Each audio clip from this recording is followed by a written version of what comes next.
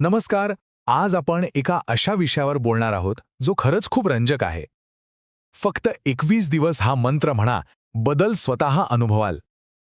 कसं आहे, हे ऐकायला खूप साधं वाटतं, पण हा प्रवास एक अत्यंत सखोल आणि प्रभावी असा अनुभव असू शकतो. आता एक विचार करूया. आजकालच्या या धावपळीच्या जगात ताणतणाव, चिंता किंवा एखादी अनामिक भीती हे सगळं आपले पाचवीलाच पुजलेलं असतं, बरोबर?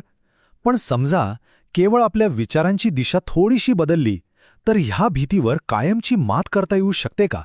ऐकायला थोडं अशक्य वाटेल, पण हे खरंच शक्य आहे. आणि म्हणूनच आजच्या या विश्लेषणाचा मुख्य गाभा आहे फक्त 21 दिवस हा मंत्र म्हणा आणि बदल स्वतः अनुभवाल. आता हा काही फक्त वरवरचा जप किंवा कर्मकांड नाहीये, तर एक अतिशय सखोल असा मानसिक बदल घडवून आणण्याची ताकद असणारी ही एक प्रॅक्टिकल प्रोसेस आहे. तर मग सुरू करूया. सगळ्यात आधी पाहूया याचा ऐतिहासिक उगम आणि संरक्षणाचं ते शाश्वत वचन. आपण अर्थातच बोलत आहोत ते श्री स्वामी समर्थांबद्दल. साधारण 1856च्या सुमारास त्यांचं अक्कलकोटमध्ये अचानक आगमन झालं. पुढची जवळपास 22 वर्षे त्यांनी तिथे भक्ती आणि आत्मज्ञानाचा मार्ग दाखवला. एप्रिल 1878मध्ये त्यांनी महासमाधी घेतली खरी, पण त्यांचे विचार आजही तितकेच जिवंत आणि मार्गदर्शक आहेत. आणि त्यांनी मानवतेला दिलेलं सर्वात मोठं, सर्वात आश्वासक वचन कोणतं असेल? तर ते म्हणजे भिऊ नकोस, मी तुझ्या पाठीशी आहे.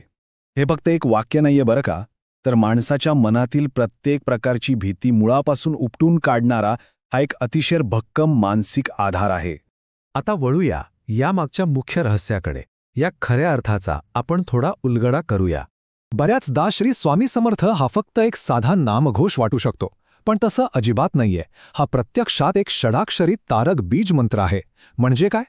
तर मनाची शुद्धी आणि आत्मसाक्षात्कारासाठी काम करणारं हे एक अतिशय शक्तिशाली असं 6 अक्षरांचं टूल आहे. आता इथं एक खूप इंटरेस्टिंग गोष्ट आहे. हा मंत्र म्हणणं म्हणजे फक्त देवाचा धावा करणं नाही, तर ह्या मंत्राचा उच्चार करणं म्हणजे स्वतःमधला जो अहंकार असतो ना, तो पूर्णपणे समर्पित करण्याची एक अत्यंत प्रभावी अशी सायकोलॉजिकल प्रोसेस आहे. चला आपण या शब्दांची मुळातूनच फोड करून पाहूया. स्वा म्हणजे भस्म करणं किंवा समर्पित करणं, आणि मी म्हणजे माझा अहंकार, माझं अज्ञान. थोडक्यात सांगायचं तर माझा मीपणा स्वाहा करा, म्हणजेच माझा अहंकार भस्म करा. हा यामागचा अगदी खरा आणि मूळ अर्थ आहे.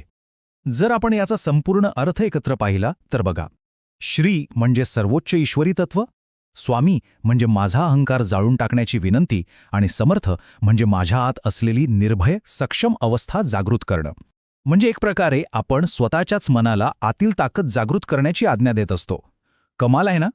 चला तर मग आता पाहूया अंतिम संरक्षक ढाल तारक मंत्राची खरी शक्ती काय आहे. तारक मंत्राची ही सुरुवातच बघा किती ऊर्जा देणारी आहे. निश्शंक हो, निर्भय हो, म्हणणारे प्रचंड स्वामीबळ पाठीशी रे.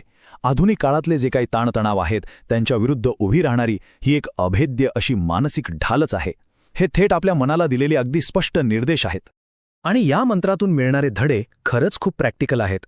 स्वतःबद्दलची प्रत्येक शंका काढून टाकणं, मीपणाचं ते ओझं फेकून देणं आणि एका सर्वोच्च शक्तीवर पूर्ण अढळ विश्वास ठेवणं. हा मंत्र अक्षरशः आपल्या मनाला चिंतामुक्त होण्याचा थेट आदेशच देतो. आणि आता सगळ्यात महत्त्वाचा भाग, 21 दिवसांचा अनुभव. या ज्ञानाचं प्रत्यक्ष आचरण कसं करायचं? तर सर्वात कळीचा मुद्दा हा आहे की ही 21 दिवसांची प्रॅक्टिस नक्की करायची कशी? खूप सोप्पं आहे. पहिली पायरी, दररोज पूर्ण एकाग्रतेने या 6 अक्षरी मंत्राचा जप करणं. दुसरी पायरी, केवळ पोपटपंची न करता आपण आपला अहंकार समर्पित करत आहोत याची जाणीवपूर्वक आठवण ठेवणं. आणि तिसरी पायरी, आतमध्ये जो काही शांततेचा बदल घडतोय त्याचे फक्त साक्षीदार होणं. कोणत्याही गोष्टीचा रिझल्ट हवा असेल तर सातत्य खूप महत्त्वाचं असतं, बरोबर?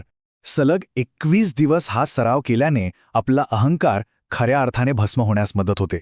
आणि एकदा का मनातला तो मीपणा गेला की तिथे फक्त आणि फक्त एक अथांग शांतता उरते जी आपण स्वतः अनुभवू शकतो. हे सगळं पाहिल्यावर एक गोष्ट तर नक्की समजते की आपल्या विचारांची दिशा बदलण्याची ताकद आपल्याच हातात आहे. तर मग येत्या 21 दिवसांसाठी आपला सगळा अहंकार बाजूला ठेवून खऱ्या निर्भयतेचा आणि त्या आत्मिक शांततेचा अनुभव घेण्यासाठी आपण तयार आहोत का?